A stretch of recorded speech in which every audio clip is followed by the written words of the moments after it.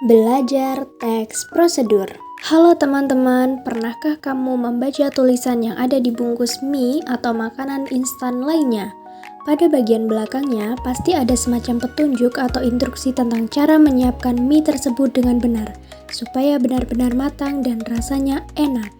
Nah, hal ini dinamakan prosedur.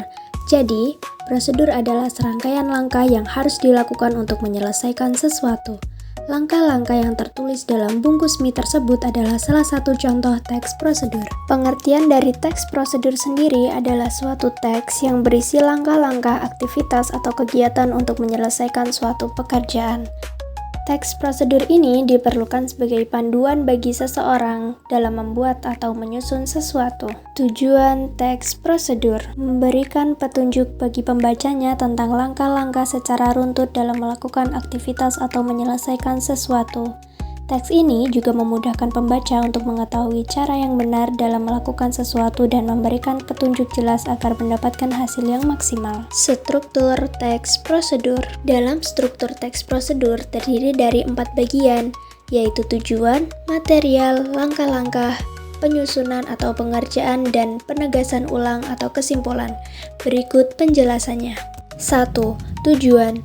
Bagian pada awal pembuatan teks prosedur, penulis biasanya memberikan penjelasan terkait tujuan dalam penyusunan teks prosedur. Hal ini menginformasikan hasil akhir yang dicapai. 2. Material. Bagian berisi hal-hal yang perlu dipersiapkan dan yang dibutuhkan dalam pelaksanaan atau pembuatan kegiatan tersebut. Bagian ini berisi tentang alat atau bahan yang dibutuhkan. 3. Langkah-langkah. Bagian menjelaskan tentang proses atau tahapan yang harus dilakukan demi mendapatkan hasil yang maksimal. Susunan pada langkah-langkah harus logis, sistematis, dan mudah dipahami oleh pembaca. Yang keempat, penegasan ulang atau kesimpulan. Bagian yang menjelaskan tentang simpulan dari suatu prosedur yang telah dilakukan. Teks ini bersifat opsional. Ciri-ciri teks prosedur. Teks prosedur memiliki ciri-ciri sebagai berikut. 1. Menggunakan kalimat perintah. 2. Terdapat panduan yang harus dilakukan. 3. Menggunakan kata kerja aktif. 4. Menggunakan konjungsi atau kata hubung. 5. Terdapat aturan dalam hal bahan atau kegiatan. 6. Menggunakan kata keterangan untuk menyatakan rincian waktu, tempat, dan cara. Dan yang terakhir, yang ketujuh, terdapat isi kegiatan yang dilakukan secara urut. Jenis-jenis teks prosedur. Ada 3 jenis teks prosedur. Yang pertama, teks prosedur sederhana, berisikan 2 atau 3 langkah saja.